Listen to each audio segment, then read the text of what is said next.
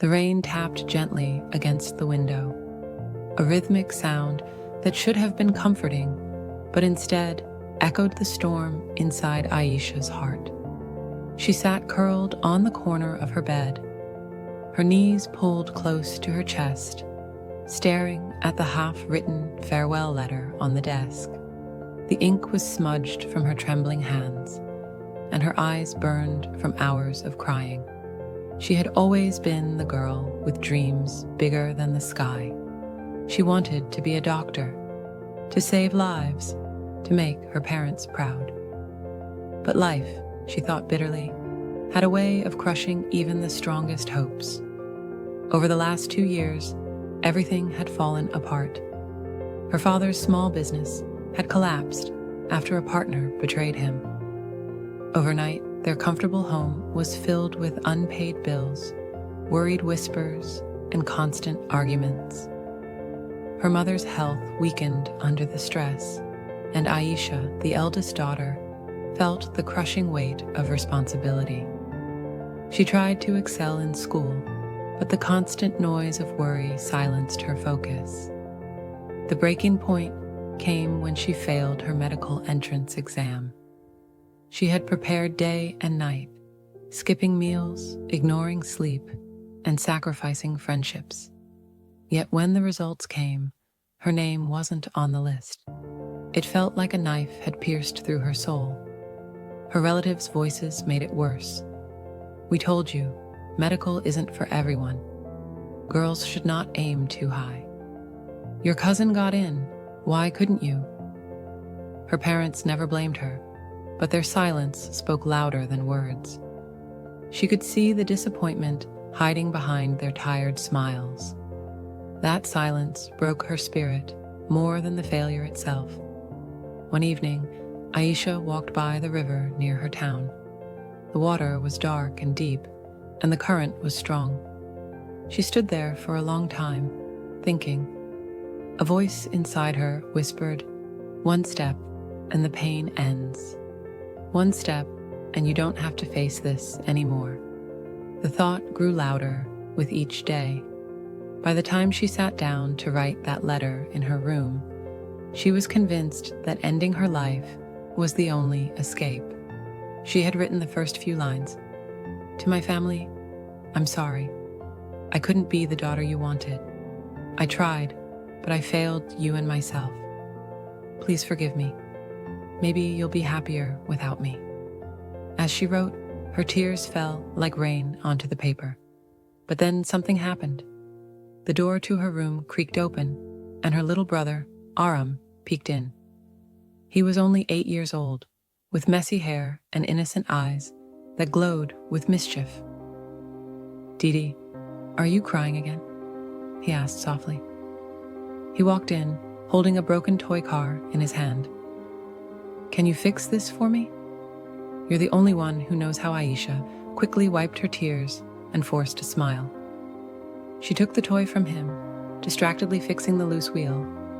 Aram hugged her tightly and said, "You're the best sister in the world. Don't ever leave me, okay?" Those words struck her like lightning. Don't ever leave me. The pen in her hand froze. The voice in her head grew quiet. For the first time in weeks, she heard something stronger than despair, the sound of love. She looked at her brother's innocent face and thought, "If I leave, who will take care of him?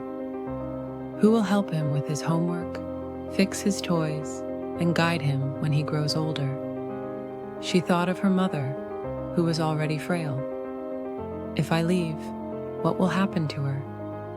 She thought of her father, who worked day and night despite his struggles. If I leave, will I not add another burden to his already broken heart? That night, Aisha didn't sleep. She tore the farewell letter into pieces and sat quietly, staring at her family's photos on the wall. She realized something powerful. Ending her life would not end the pain. It would pass it on to the people she loved most. The next morning, Aisha made a decision.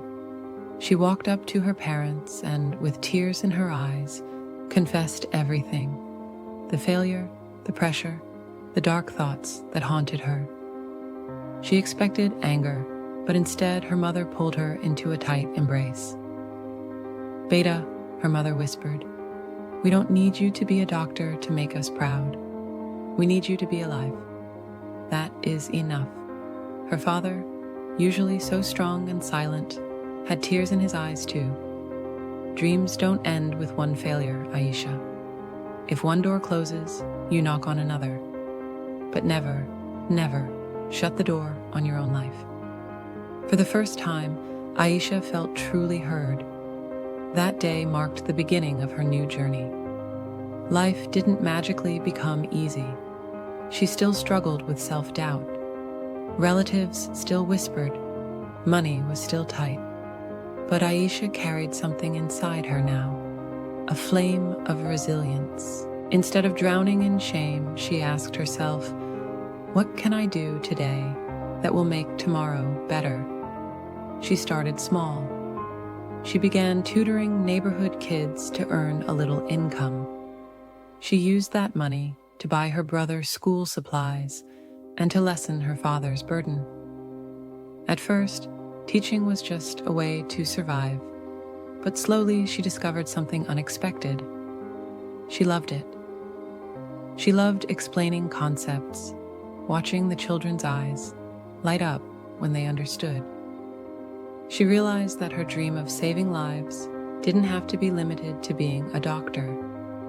She could also save minds, inspire futures, and change lives through education. She started a small study group for underprivileged children in her area. Word spread, and soon more kids joined. Some parents thanked her, saying their children had never enjoyed learning before. For the first time, Aisha felt a different kind of pride. Not the pride of chasing a prestigious title, but the pride of making a real difference. One evening, after finishing a long tutoring session, Aisha sat by her desk, no longer writing farewell letters, but lesson plans. She opened her notebook and wrote, "I thought failure defined me, but now I see it refined me. I thought life had ended, but it was only asking me to begin again." That notebook became her journal, where she poured her struggles, reflections, and victories. Slowly, her words turned into blogs that she shared online. Young people who read them reached out, saying her honesty gave them hope. She wasn't just healing herself anymore. She was healing others. Years later, Aisha started an NGO dedicated to providing free education and mental health awareness for students under pressure. She shared her own story openly, telling them, "Your life is worth more than a failed exam, more than society's expectations, more than one broken dream. You are loved, you are needed, and you can rise again." Looking back, Aisha often thought about that rainy night, the half-written farewell letter, and her little brother's words.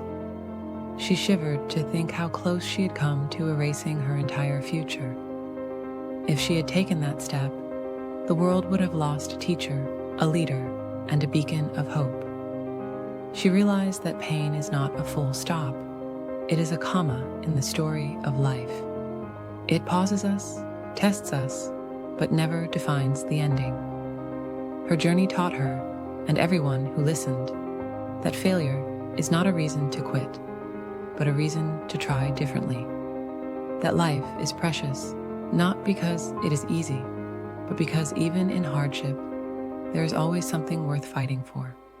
Family, love, dreams, or even the possibility of a new tomorrow.